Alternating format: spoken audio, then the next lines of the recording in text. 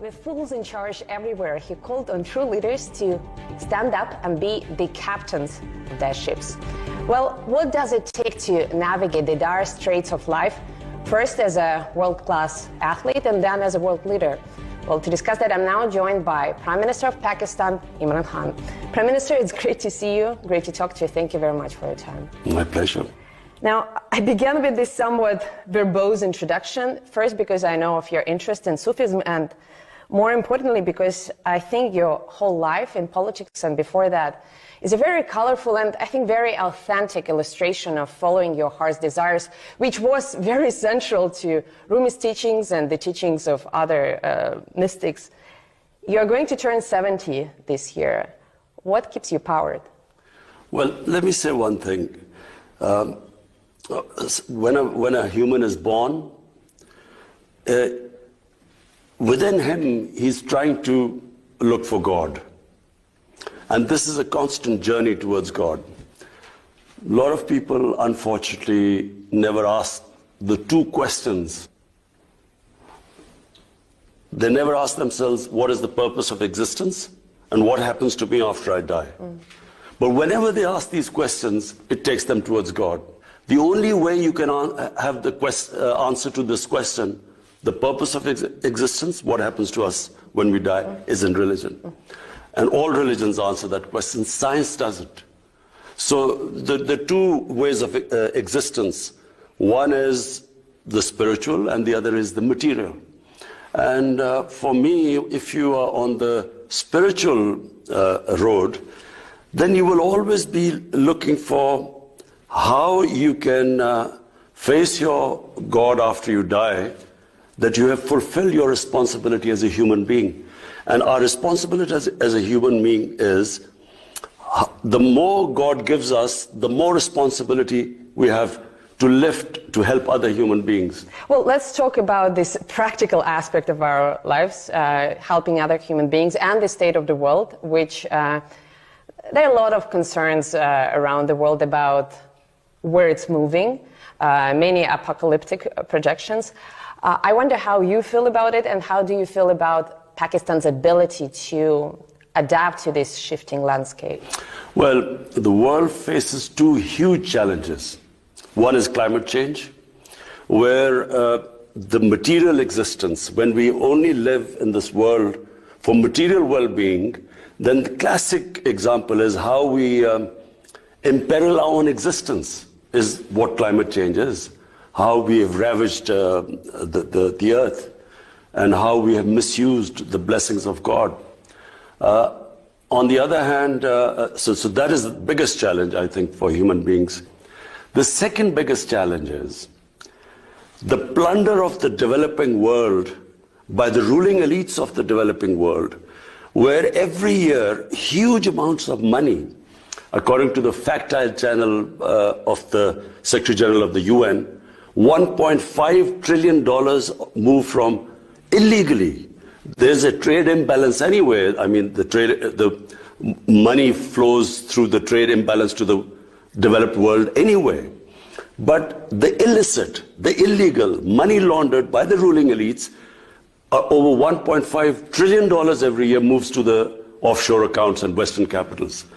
Now, this is going to have severe consequences on food, on hunger, on starvation, on imbalance between the rich and the poor. And so I don't think enough attention is being paid to the second one, because the richer countries benefit from it, because they have this capital inflow, so they don't care. But the poor countries are getting destroyed. Now, I mentioned Rumi, and he wrote something to the effect that clever people want to change the world, while wise people focus on themselves. And I wonder if the current predicament, including the ones that you talked about, climate change and the plundering of the human societies. Of the poor countries. Yeah. If that is, in a way, a consequence of some clever people trying to make the world a better place. The plunder is simple. The rich people in the ruling elites, what they do is, when they, as Prime Minister, and me as a Prime Minister, if I want to take money out from Pakistan and my ministers, The only way I can do it is by destroying the institutions that will stop me from doing it. The judiciary, the accountability process, the tax department. So when I destroy the institutions, the country goes down. And this is why countries are poor. But what is happening is the rich countries are now building barriers. They are allowing the capital to come in, but they don't allow the labor to come in. So the only way to stop this people dying of hunger and poverty and this imbalance is for the rich countries to make laws like they have for drug money, like they have for terror financing. They should not allow, for instance, our ex-rulers have living in millions of dollars of properties in London. We can't do anything to get them back because the rich countries, they make it so difficult for let us get the money back. This should change, because if really you want to stop this immigrant problem, poverty in the developing world, then there has to be a way that if, for instance, we say that, look, this person who was living in Pakistan has these huge properties in London, then unless that person can justify that he got this money legally, the property should be returned to us. That would stop the plunder of the developing world. We are recording this interview on the eve of your visit to Russia for a highly anticipated meeting between the heads of our countries, whose relationship for a very long time has been conditioned on others. It's been a function of, other processes, regional, global processes.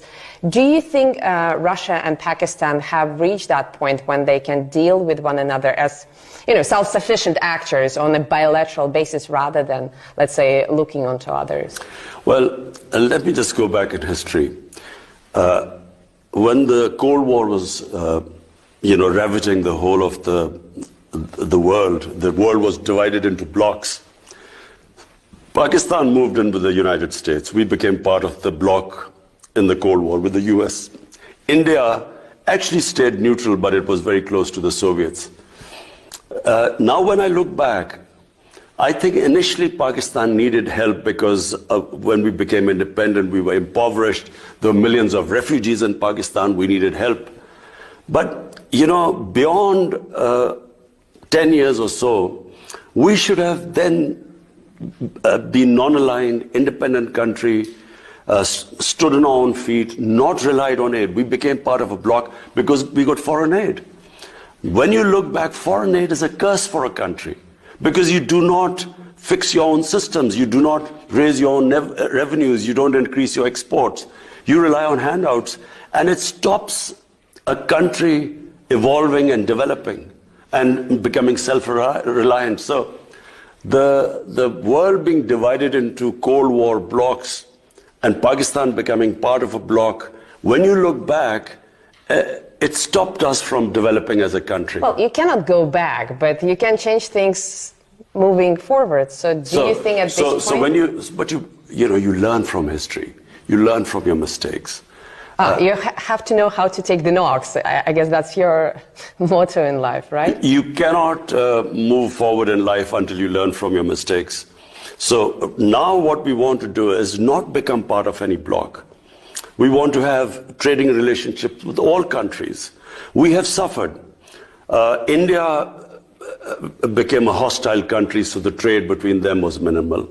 Iran had sanctions, so we couldn't trade on the west side. Afghanistan has 40 years of conflict, so we couldn't go north and then to Central Asia. And we couldn't go to Central Asia because we became part of the US bloc, and Central Asia was part of the Soviet bloc. So what we want now is trade with everyone. And what is the purpose behind it? To raise our people out of poverty. That is the main, any head of state, his main focus should be, how do you raise people out of poverty? And the best way is trading with everyone. But Prime Minister, intention to trade is perhaps not enough because, as you know, our countries for quite some time have been discussing a large infrastructure project. I think it's called the Pakistan Stream, a gas pipeline. But forgive me my pun, the stream hasn't gotten enough steam yet. And now, in addition to logistical financing challenges. We are also dealing, I mean, Moscow is dealing with the threat of arbitrary sanctions, Western sanctions, that could be imposed on any Russia-associated project.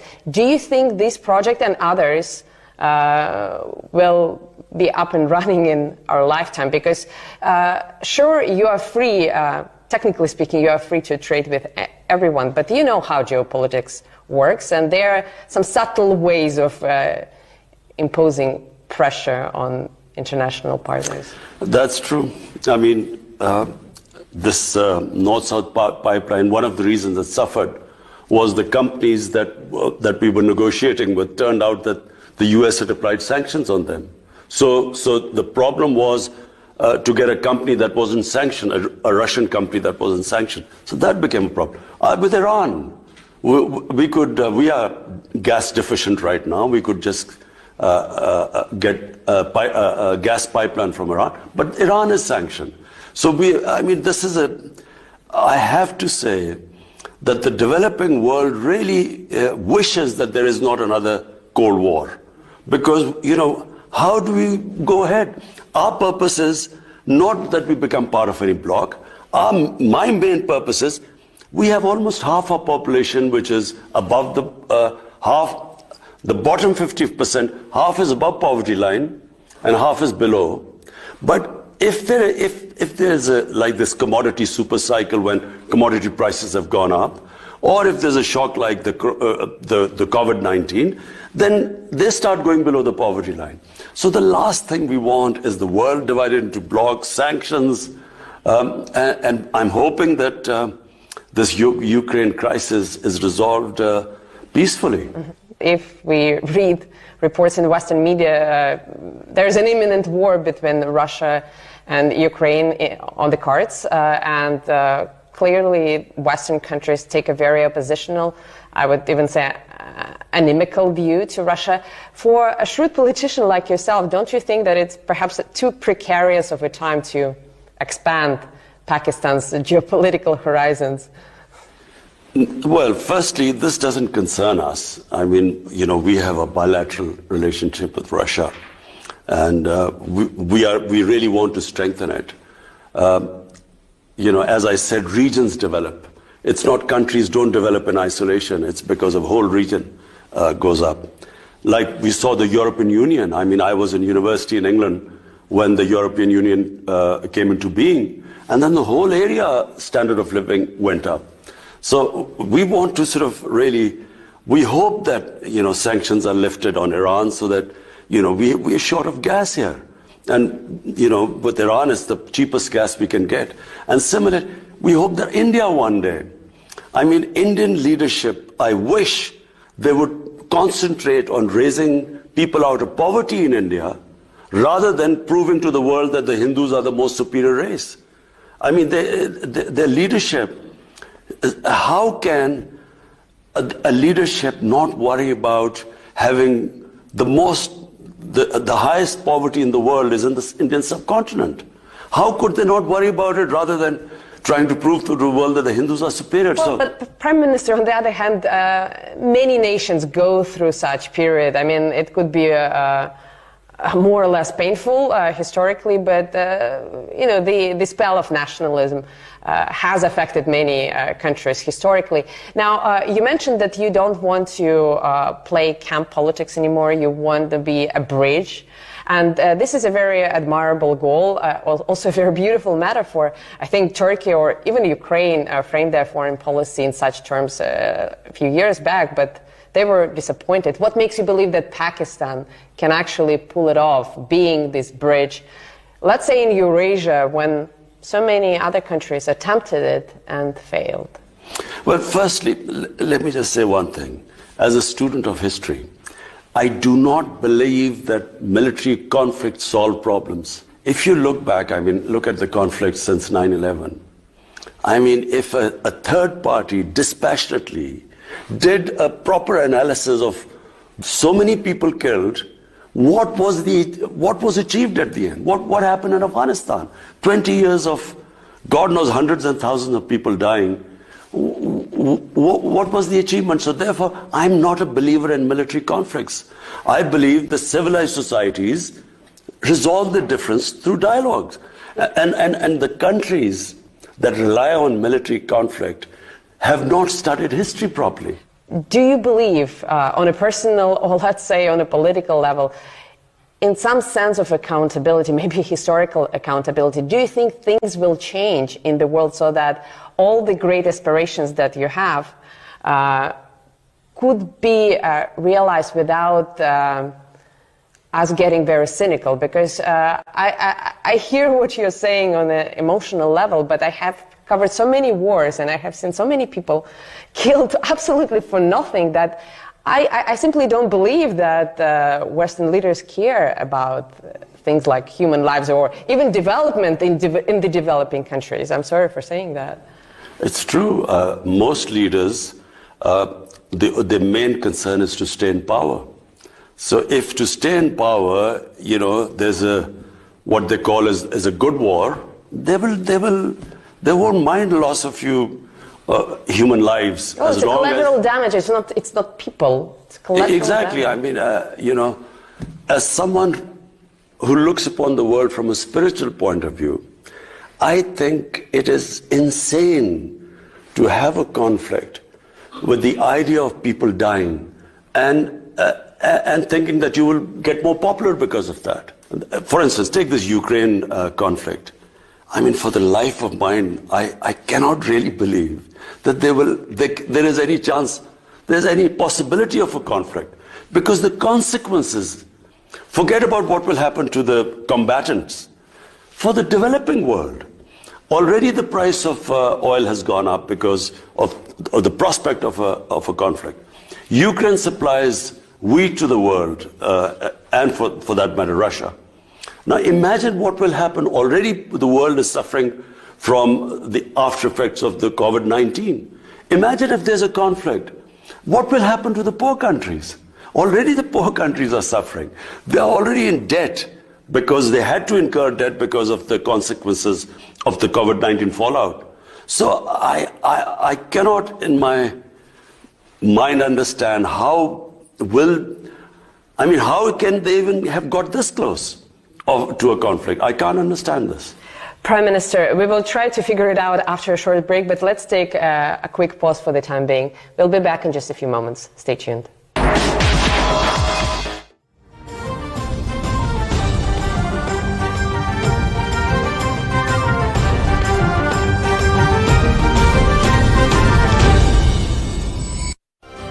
कौमी सलामती के तज़वीराती तकाज़े और पाकिस्तान की खारजा policy के नए उफ़क़। चीन के कामयाब दौरे के बाद वज़ीर-ए-आज़म इमरान खान का तारीखी दौरा रूस। कौमी मफाद में मुतवाज़न सफारतकारी के एक नए दौर का आगाज। खित्ते में अमन और इक़्तिसादी शराकतदारी के लिए पाकिस्तान की तज़वीराती अहमियत का एक और अहम संग मील। वज़ीर-ए-आज़म इमरान खान का दौरा रूस।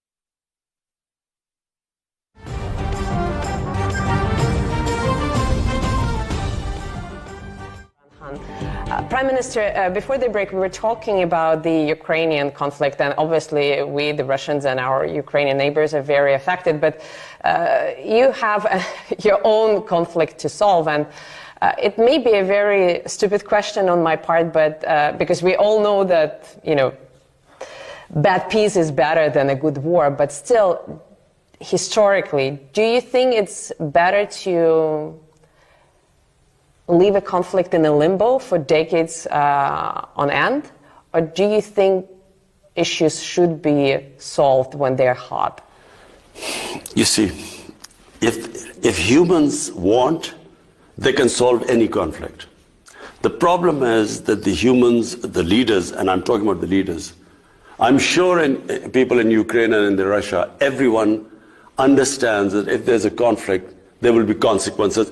Everyone will be worse. But it's not about the people. People on either side don't want this conflict to happen. So exactly. But I think that the leadership in the countries is then stuck that if we withdraw from this position, what will be the consequences to us politically? Because politically there are consequences always. And I think it takes very powerful, great leaders who rise above this and who think about the effects on the human beings. I do want to ask you about great leadership, but very quickly, I know that you have tried to deal with your mutual grievances with India over Kashmir, and I'm sure you're not satisfied with the results of those efforts. Are you going to leave that issue to your successors, or are you still hoping to try something new? You know, when my party came into power in 2018, first thing I did was to reach out to India. And I told them, you know, our only issue is Kashmir. Let's sit down on the table and resolve it. Let's have a roadmap.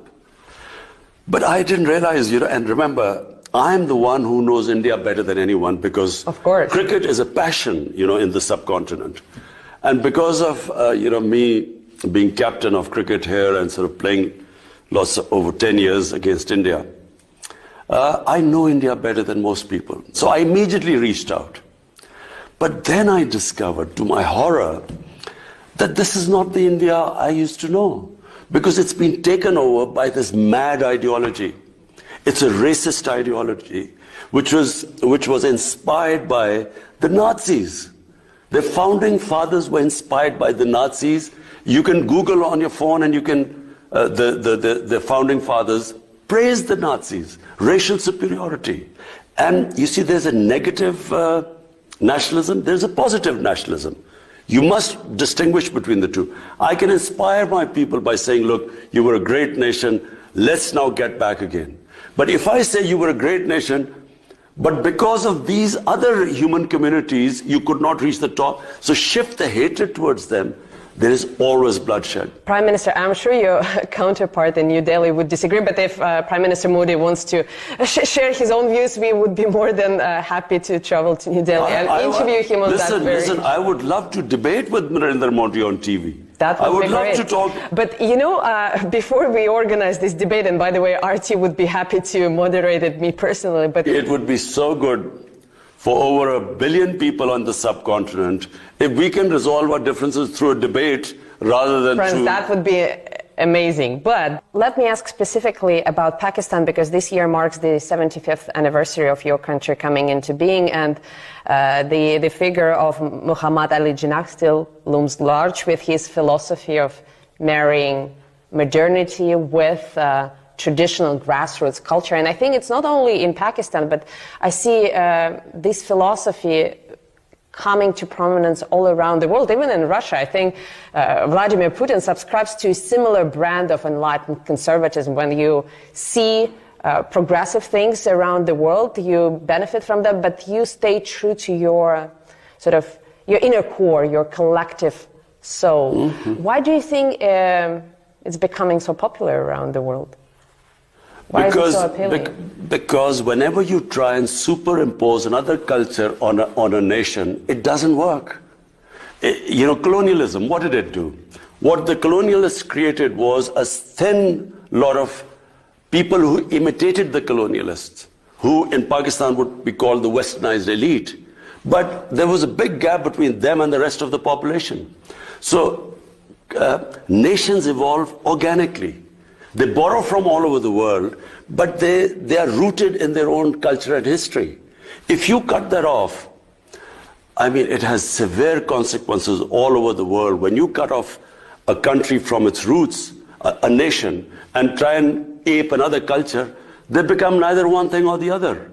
In Urdu, we say neither titar or a bater, neither quail or a partridge. What has happened after colonialism is that you have a tiny set of elite which pretends that they're Western, and the gap between them and the rest becomes wider and wider. It's what happened in Iran. The Iranian Revolution was that the elite of the Shah of Iran became cut off from the mass of the population. So there was a huge reaction against it. In Pakistan, what we are trying to do is to obviously learn from all advanced societies, and right now, the nation we can learn most from is China, because if my main emphasis is to raise people out of poverty, no human society has achieved what China has done. So therefore, we learn from everyone, but we should be rooted in our own culture, history, religion. China played a subtle but I think very significant role in facilitating Russian-Pakistani exchanges, and I know that recently while visiting Beijing you suggested that Islamabad can act as a mediator between Beijing and Washington. What makes you believe, I'm sorry for being blunt, but what makes you believe that mediation is even possible? Because as far as I understand the American psyche, they are not after understanding, they are not after negotiating on the level playing field, they are after preserving dominance. Would China agree to that? But look, the America I know is very diverse.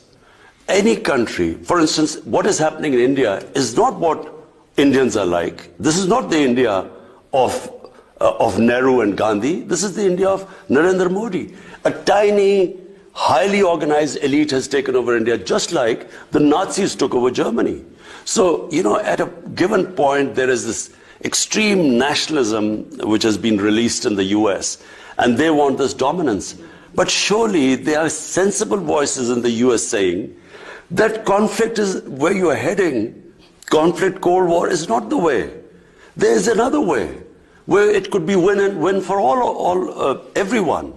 And I certainly believe that the cooperation between China and the United States, and even for that matter Russia, will benefit mankind much more than a conflict. I wish I had more time. I have many more questions, but let me ask the final one.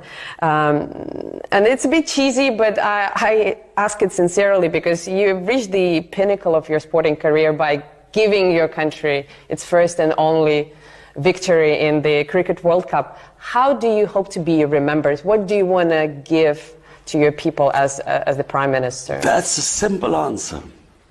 I would love to emulate China in terms of bringing people out of poverty. Two things I want. One thing is if I can bring people out of poverty, but related to that is rule of law. Human societies are defined by two great things: rule of law and a welfare society. A society that is humane and just and looks after its people who are not so privileged, who are poor. And so that's how I want to be remembered.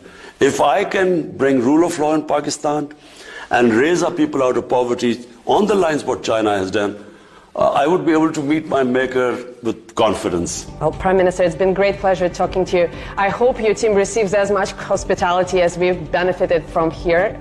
Best of luck in Moscow and best of luck for your I'm looking forward to my trip to Moscow. Thank you. And thank you for watching. Hope to see you again